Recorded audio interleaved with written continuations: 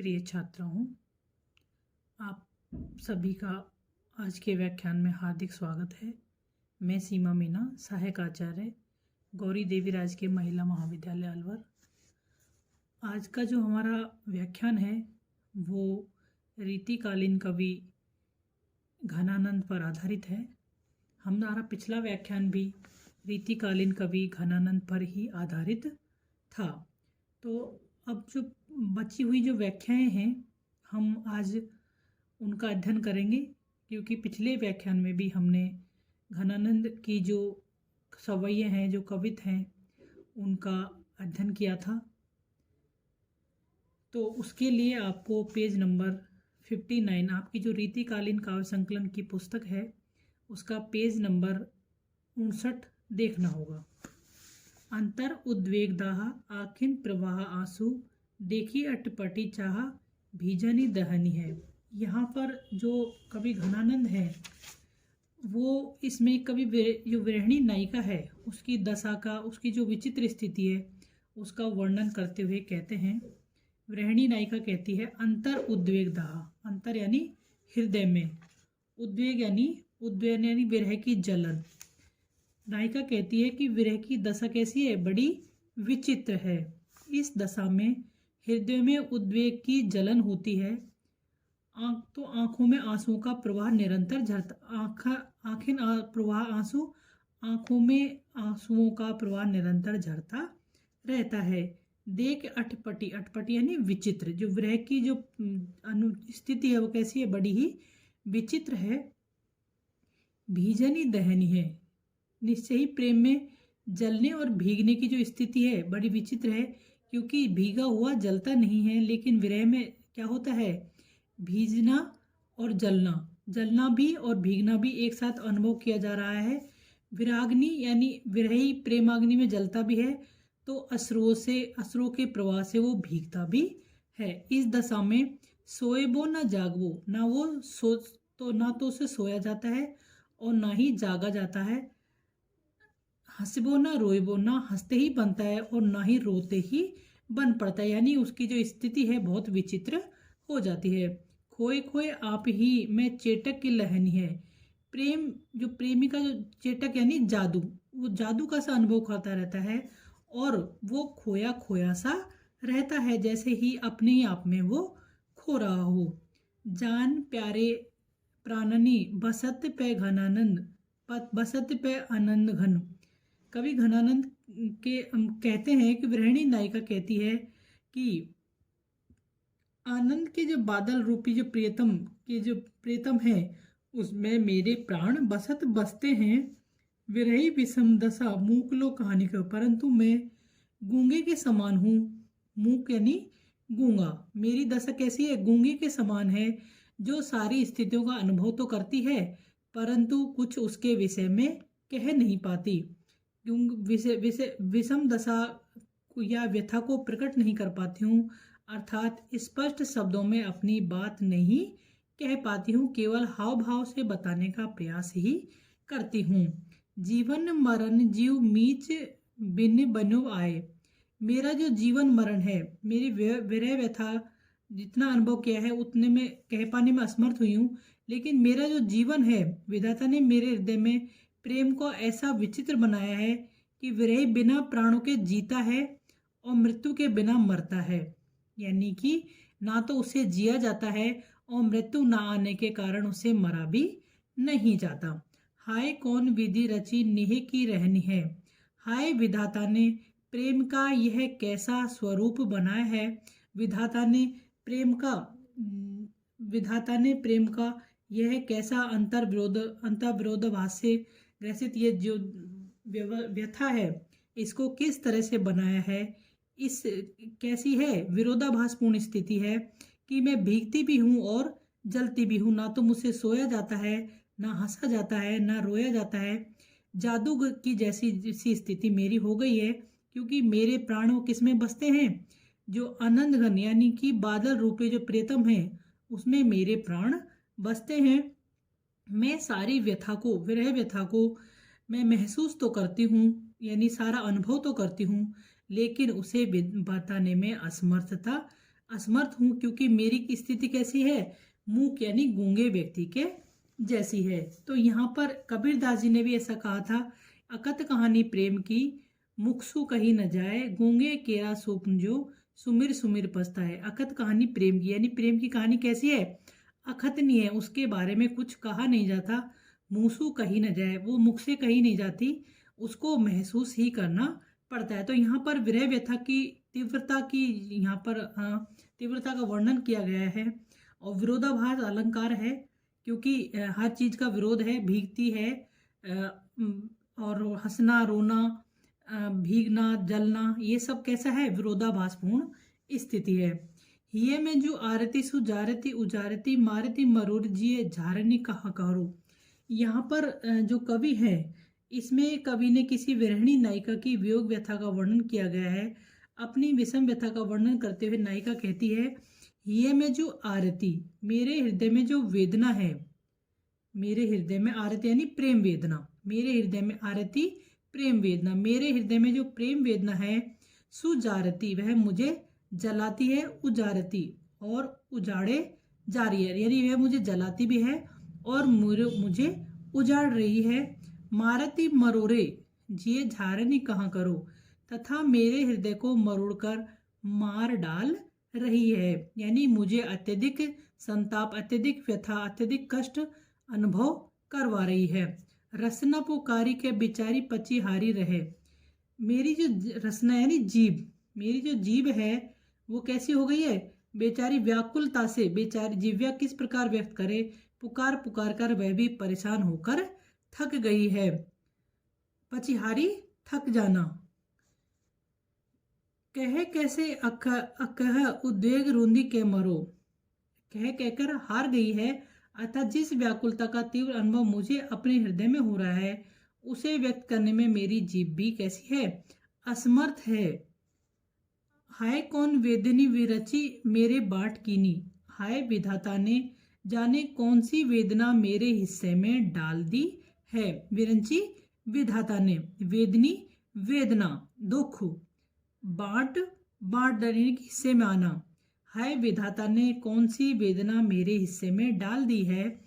निघटी परोना कहूँ ऐसी विधि को गरो, गरो यानी गलना, निघटी यानी समाप्त, जिससे मैं इस तरह धीरे धीरे गलती रहती हूँ, परंतु फिर भी यह वेदना एकदम समाप्त नहीं होती।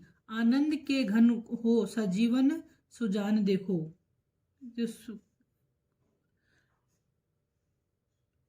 परंतु फिर भी यह वेदना एकदम समाप्त नहीं होती। इस वेदना से मैं कैसा छुटकारा मिल सकता है। सजीवन यानी संजीवनी यानी जीवनदायक, जीवनदायक सुजान, तुम आनंद की वर्षा करने वाले मेघ जैसे हो, तुम मेरी ओर जरा देखो तो सही।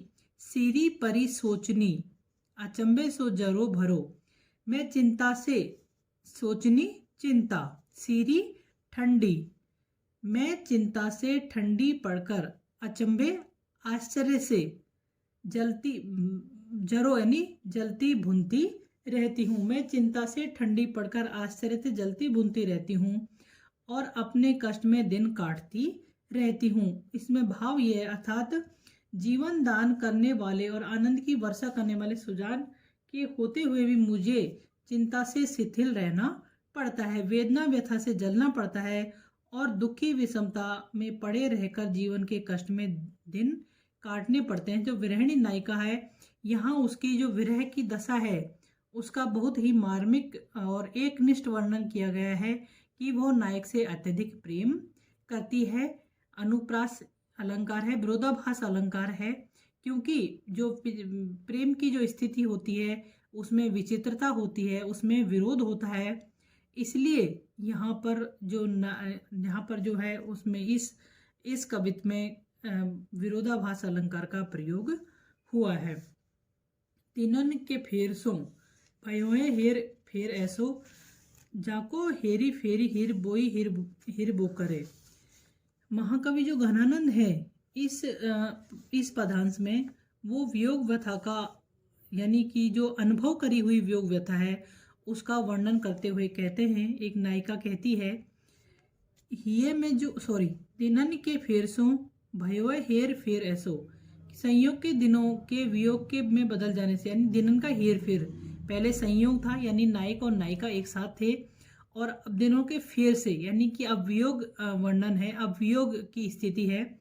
तो संयोग के दिनों के वियोग में बदल जाने से मेरे सुखी जीवन में इतना परिवर्तन हो गया है, फेर हेर ऐसो जाको हेर फेर हेर बोई ढूंढबो करे, कि संयोग के दिनों की स्मृति को ढूंढने के लिए स्वयं खोज को भी खोजना पड़ता है। हेरबोई ढूंढना, हेरबो ढूंढने से। वो कहती है नायिका कि जब पहले संयोग था, लेकिन अब नायक से अलग होने के कारण उनके जीवन में क्या आ गया है, विरह दशा आ गई है। तो ऐसा लगता है कि विरह दशा यानी संयोग के दिनों को खोजने के लिए खोज को भी खोजना पड़ता है। गरल गुमान की गरावनी दशा को पान, ऐसा लगता है, गरल यानी विष, गुमान यानी अभिमान, विष के अभिमान को भी गला देने वाली जो विरह की दशा का पान कर करके, विष के अभिमान को भी गला देने वाली विरह की दशा का पान कर करके, करी करी धोसरानी प्राण घट घटिबो, दिन रात प्राणों को शरीर से घोट दिया जा रहा है, जिससे मेरा दम घुट रहा है। इस विरह व्यथा रूपी विषपान से कैसे भी छुटकारा नहीं मिलता। मैं इस रण क्षेत्र में मैं इसमें पूरा रैनी प्राण घट घोटबो, यानी मेरे प्राणों को इसमें घोट कर रख दिया है। हेत खेत धूरी चूरी सांस पांव राखिबो, ऐसा लगता है कि इस प्रेम के रण क्षेत्र की धूली में अपनी सांसों को चूर्ण कर करके मिलाया जा रहा है। विष समुदेगबान आगे करे ओटबो, फिर भी पीछे हटने का नाम नहीं है, पर अपितु डटकर व्याकुलता के विषैले बाणों को छाती पर वीरता पूर्वक सहना है। जान प्यारे जो न मन आन ओ आनंदघन, यदि इस प्रकार महाविष पी जाने और विष बाण सहने पर भी प्रिय सुजान के आनंद के मेघ यानी तुम्हें अपने में नहीं ले आते, तुम्हारी ओर उन्मुख नहीं होते, तुम्हारा स्मरण नहीं करते, भूली तू ना सुमेरे परख चटे जोटबो, तुम्हें नहीं चाहते तो तुम अपने कटाक्षपात से होने वाले आघात की व्यथा का पछतावा ध्यान से लाना भूल जाओ। तिनियों सिराती छाती तो ही वे लगाती ताती, इसे केवल पछतावा ही हाथ लगेगा, क्योंकि तुम्हारी तियो न सराती छाती, क्योंकि इस प्रकार दूसरों को आहत करने से उनकी तो छाती ठंडी होती है और तुम्हें इस आघात से संताप पहुंचता है। तेरे बाट आए वह अंगराती वह लोटीबो, तुम्हारी भी छाती ठंडी हो ऐसा तुम्हारा भाग्य नहीं है। तुम्हारे भाग में तो अंगारों पर लेटना ही बधा है, लेटना ही लिखा है, लोटिबो लेटना लिखा है, लोटिबो लोटना लेटना, उन्हें उस सुख को भोगना है और उन्हें दुख को भोगना है। यानी कि किसी के जीवन में सुख आता है और किसी के जीवन में दुख आता है, ये उसकी किस्मत पर, ये उसके भाग्य पर निर्भर करता है। कौन की शरण जाए आप तना काहू पे, यहाँ पर जो कवि घनानंद ने विरहिणी नायिका की विरह की जो व्यथा है उसका वर्णन करते और अपनी निराश्रता, यानी कि जब अपना प्रियतम पास में नहीं है तो उससे ज़्यादा निराश्रय, यानी कि जिसका पास कोई आश्रय नहीं हो, ऐसा कोई व्यक्ति नहीं होता। क्यों ना कौन के शरण जाए आप त्यों ना काहू पे, अब किसकी शरण जाऊं, अपने समान यानी मेरे समान दुख को भोगने वाला और कोई नहीं है, तो कोई भी नहीं मिल रहा है। ऐसे में सुनो सोचितय जग दया कित कुकिए, अतिशय विरह व्यथा और निराशरता से जो सारा संसार सूना सा दिखाई देता है, फिर हाय देव, यानी वो ईश्वर से सो संबोधित करते कहते हैं, कहाँ जाकर प्रियतम को पुकारूं को किए पुकारूं। सोचने समय निरंतर चिंता में लीन रहती हूँ, मति हेरत हिए, बुद्धि उसे खोजने पर स्वयं खो जाती है। अपने वक्षस्थल को आंसुओं से भिगोती रहती हूँ, आंसू ने भिजे ताप तय तन सूखिए, फिर भी यह शरीर विरह वेदना के संताप से तपता हुआ सूखता जा रहा है। क्यों करीब बीतिए, अब मैं किस प्रकार अपनी विरह व्यथा के दिनों को बिताऊं, कैसे कहूँ घोर रीतिए मन, किस प्रकार और कैसे अपने मन को चिंता से मुक्त करूं। बिना जान प्यारे कब जीवन तय चूकिए, बिना प्रियतम सुजान के किस प्रकार अपना जीवन समाप्त करूं, अर्थात प्रियतम सुजान को बिना देखे मुझसे तो मरा भी नहीं जाता। बनी है कठिन महा मोही घनानंद यूं, कवि घनानंद कहते हैं कि इस प्रकार मेरे सामने बड़ी कठिन स्थिति आ गई है। मीचो मरी गई आसरो न जीत ठूकिए, मेरे लिए मृत्यु भी तो मर गई है, मृत्यु के मर जाने से अब मेरे लिए कोई दूसरा आश्रय स्थान नहीं है जहाँ छिपा जा सके, जिस कारण अपने जीवन को व्यतीत किया जा सके। यानी कि एक नायिका है जिसका जो प्रेम है, जिसका जो अपने आश्रय है, वो एक नायक ही है, लेकिन उनकी विरह व्यथा के कारण जो नायिका है वो उससे अलग हो जाती हैं और उनके जीवन में फिर और कोई जो आश्रय है वो नहीं बचता, और वो कहती हैं कि मृत्यु के बिना मृत्यु भी मुझे नहीं आती, क्योंकि मैं जब तक अपने प्रियतम को नहीं देख लेती तब तक मैं मृत्यु को प्राप्त नहीं कर सकती। धन्यवाद।